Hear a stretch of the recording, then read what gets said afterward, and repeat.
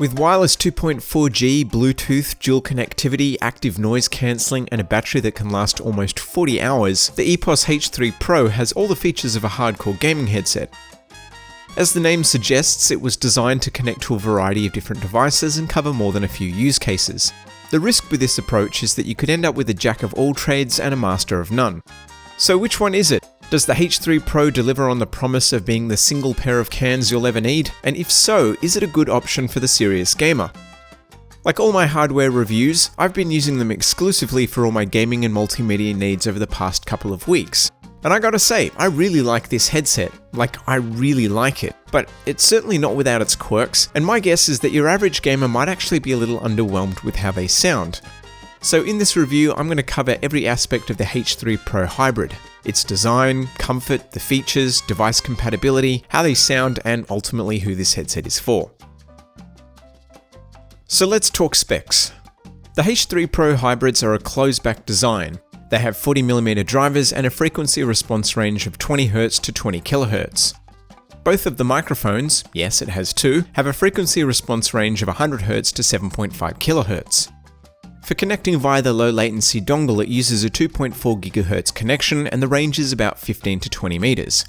For the Bluetooth connection, it uses Bluetooth 5.2, which theoretically can provide less latency than 5.0. I don't have any equipment to test this down to the millisecond, but I haven't noticed any lag using my eyes and ears. Charge time is 2 hours via USB-C. Now, battery life is kind of confusing, so bear with me. A single charge provides up to 30 hours of wireless gaming using the dongle. If you turn the active noise cancelling on, this drops to 19 hours. Using a Bluetooth connection, you'll get up to 38 hours of playback time, and again this drops to 22 hours with ANC. Strangely, they have to be powered on to use the audio cable. When using the audio cable, you'll get up to 29 hours of playback and 19 with the ANC on, which is comparable to the battery life when using the dongle. So what about with everything on? EPOS don't provide any official numbers for this scenario, but based on their performance using the other features, I'd guesstimate that you'll get something like 10 hours of playback, give or take, with all of the bells and whistles doing their thing. The headset will tell you roughly what percentage of power it has on power up, and also what's left as it runs out. This is done with a voiceover that plays through the headset. I really like this feature because it eliminates the guesswork of figuring out how much power you have. Most other headsets use beeps, chimes, lights, or a combination to indicate how much power is left, and I can never remember what they mean, at least not with any kind of accuracy. On the left ear cup you have the mic, the power button, the USB-C charging port, and the audio cable input. On the right ear cup you have the smart button, the ANC switch, and the volume dial. The smart button is used to turn on and pair Bluetooth, answer and reject calls, and switch between stereo and surround when connected to a PC. The volume dial needs to be rotated quite a lot to make adjustments, which makes it really time-consuming for big volume changes. On the flip side, it gives you a lot of control, and the likelihood of accidentally bumping it and changing the volume is low. Overall though, I don't love this dial. Everything else on this headset feels well designed, and this just feels a bit cheap. So obviously, one of the most appealing things about this headset is how many devices you can use them with. The low latency dongle lets you connect them wirelessly to PC, Mac, PS4 and PS5. This thing is ultra small too, and I really dig the stand that it comes with, which makes connecting them to an iMac a breeze. Along with the 2.4G connection, the H3PRO Hybrid also offers Bluetooth, which allows you to connect them to basically anything that has Bluetooth. The best part is that it has dual connectivity, so you can use the 2.4G as well as Bluetooth at the same time. This means that you can pair them with your phone and listen to music, chat on Discord, or take calls while you're gaming. The 3.5mm audio cable connection allows you to connect them to loads of other devices, such as phones, Xbox, or PlayStation if for some reason you don't want to use them wirelessly. Needing to have power in them to use like this is certainly a strange requirement though. Every other headset I've tried doesn't need power when used like this, and it definitely makes the H3PRO Hybrid less portable than many other headsets. I've recorded this section using the boom arm. Now, I mentioned before that there are two microphones. There's the boom arm and then there's one in the ear cup. The boom arm can be easily detached and reattached using a magnetic connection. This is great if you want to take them with you on the go, but don't want to rock the unsightly boom arm. The mic in the ear cup, which I've recorded this section with, works perfectly well for taking calls when connected to your phone, whereas the boom arm is better suited for gaming because you can mute it by flipping it up and you can also reposition it. A lot of gaming headsets are overly concerned with bass. They deliver spine-shattering low-end frequencies, which can be great for the right type of game, but this often comes at the cost of clarity in the mids and high ends. I reviewed the SteelSeries Arctis 7P Plus a little while back, and what really impressed me about those was how neutral they are. What I mean by neutral is that they don't favour a particular frequency, and overall they sound balanced. The H3PRO Hybrid is even more balanced than the 7P Plus, and maybe even more than the Astro A50s. Personally, I love the way they sound, although it isn't going to suit everyone. I think a lot of people prefer a warmer, bass-heavy sound, and if that's you, then you might find the H3PRO Hybrid lacking in this department. Imaging isn't something I typically talk about with gaming headsets, mostly because it's not usually worth talking about, but also because I don't think I'm really qualified to use audiophile lingo. There really isn't a better way to describe the sound that the H3PRO Hybrid produces though.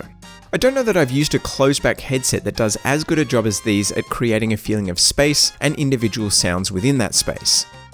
The soundstage is easily the widest of any closed-back headset that I've used to date.